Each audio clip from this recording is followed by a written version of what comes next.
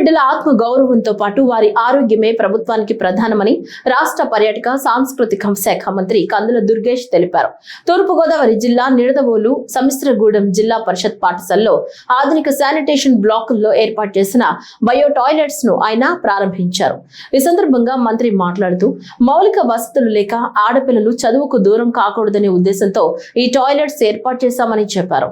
ప్రభుత్వ పాఠశాలలో బోధన బాగున్నప్పటికీ మౌలిక సదుపాయాలు లేకపోవడం వల్లే ఆడపిల్లలు పాఠశాలకు రావడం మానేస్తున్నారని తెలిసి మౌలిక సదుపాయాల కల్పనకు ప్రాధాన్యం ఇస్తున్నామన్నారు. బాగా చెప్తున్నారు, మంచి ఉత్తీర్ణత శాతం కూడా మీరు పొందుతున్నారు. కానీ మరో పక్కన ముఖ్యంగా ఇది బాలికోన్నత పాఠశాల కనుక ఇక్కడ ఆడపిల్లలకు ఉండేటువంటి ప్రత్యేక అవసరాలు, స్పెషల్ నీడ్స్ ఏవైతే ఉన్నాయో ఆ స్పెషల్ నీడ్స్ తీర్చుకోవడానికి ప్రభుత్వాలు శ్రద్ధ వహించవలసినటువంటి అవసరం ఉంది. చాలా కాలం క్రితం నేను ఒక రిపోర్ట్ కూడా చదివాను, అది మీ దగ్గర ఇదే వేదిక మీద ఒకసారి చెప్పాను కూడా.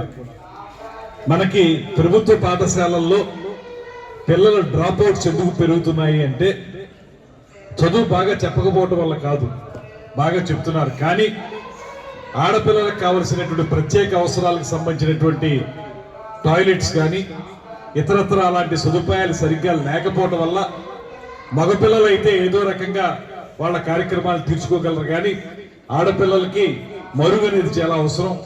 అటువంటిది లేకపోవడం వల్ల పాఠశాలకు వచ్చి ఆ ఇబ్బంది పడుతూ చదువుకునే కంటే ఇంటి దగ్గర ఉండడమే సుఖం అనేటువంటి ఉద్దేశంతో చాలా మంది ఆడపిల్లలు చదువు మానేశారనేటువంటి రిపోర్ట్ను కూడా నేను చదివాను.